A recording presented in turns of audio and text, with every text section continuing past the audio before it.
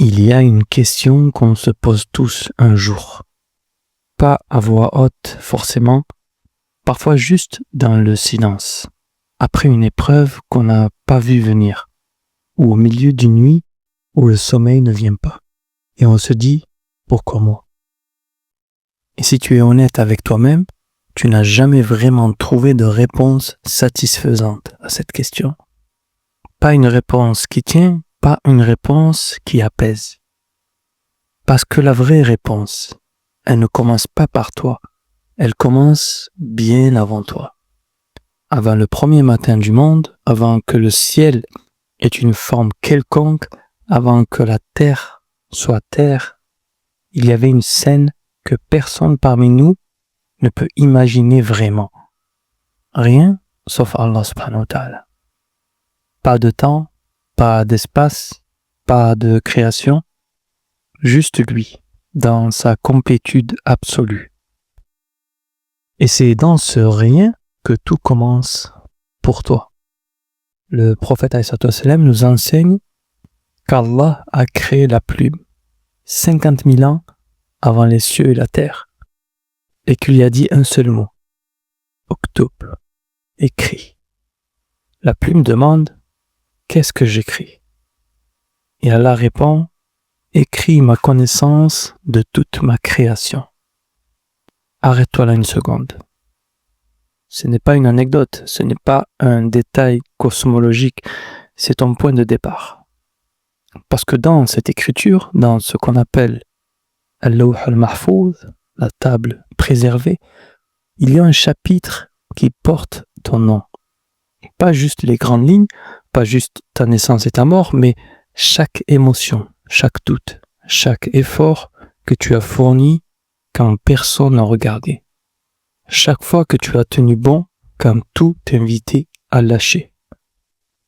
Tout ça était déjà là, écrit, connu et voulu. Alors oui, la question arrive naturellement, si tout est déjà écrit, est-ce que j'ai vraiment le choix? Et c'est une vraie question, pas une question de faiblesse, c'est même la question que les compagnons du prophète alayhi salam ont posée. Il lui a répondu quelque chose de puissant. Agissez, car chacun sera rendu facile vers ce pourquoi il a été créé. Qu'est-ce que ça veut dire concrètement? Allah ne t'impose pas un destin contre ta volonté. Ce sont tes choix, tes actes, tes intentions. C'est ça qui sera devant toi au jour du jugement dernier. La tablette ne t'a pas piégé. Elle contient ce qu'Allah savait que tu allais faire, avec la liberté qu'il t'a donnée. Et ça, c'est une différence immense.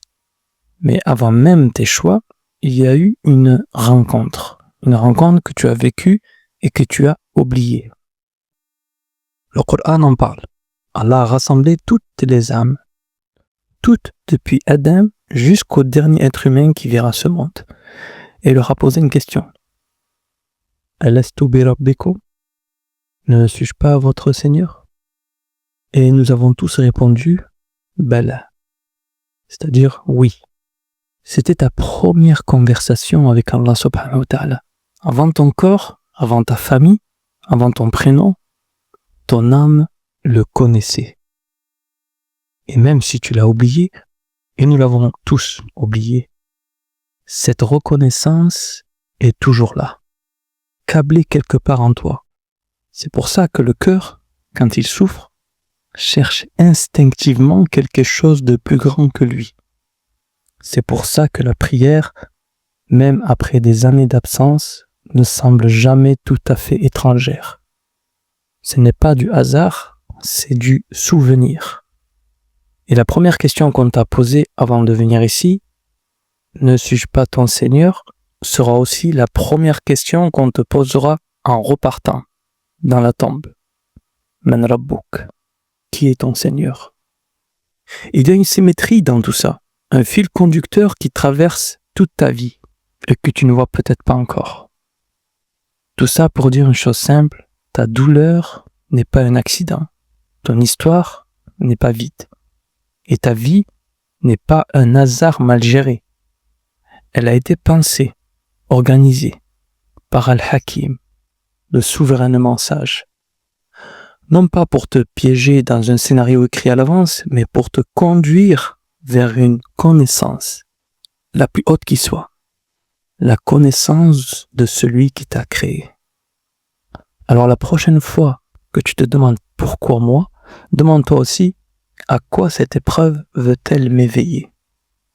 Et ce n'est pas la même question, et elle ne t'amène pas au même endroit. La prochaine fois, on va se poser une autre question, peut-être la plus déstabilisante de toutes. Et si tu n'étais pas simplement né un jour, mais que tu étais la réponse à une invocation, peut-être même une invocation faite des siècles avant toi. On en parle au prochain épisode. Que la paix soit avec toi.